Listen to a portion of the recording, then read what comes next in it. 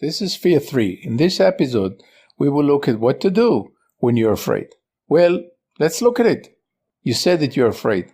People around you agreed with that. There is something scary with a teacher, with your husband, with your wife, with the situation.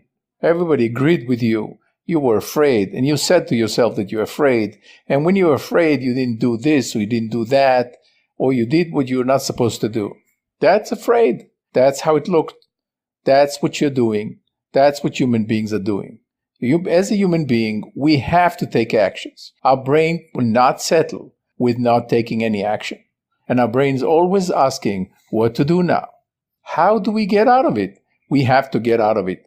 That should not be the way it is. And the more we think about it, the more we want to get out of it, we're in it.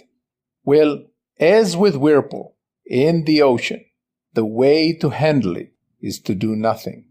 Well, in this case, unlike the swirl, there's something to do. To be with it the way it is. To examine the experience the way it is. So I was in an MRI, and they put me in with very high pressure on my chest. It was for the liver. I couldn't breathe, and it was clear to me that there is some experience here that doesn't make any sense, and I won't be able to be there 45 minutes. So I waved to them, and they took me out. And then what happened? The lady that was working just put her hand on my hand, and that calmed me down. The pulse went down.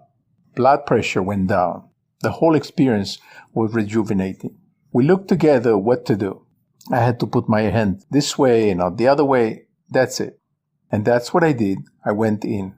And as I went in, my brain was telling me that there is something, the same thing, the same experience. It is something that shouldn't be there, shouldn't be the way. It's very dangerous. And all I did was I looked at my toes. I looked then into my ankles and went up each leg and looked at my belly. And when I got to my chest, I was already snoring. From time to time, they will and tell me to respond to something. I responded, started breathing this way or the other way. It had none on me, nothing. And the key was, rather than taking inactions, rather than being involved in the conversation that is fearful, and it's objectively fearful, I was with the way it is, and the way it wasn't. And it worked.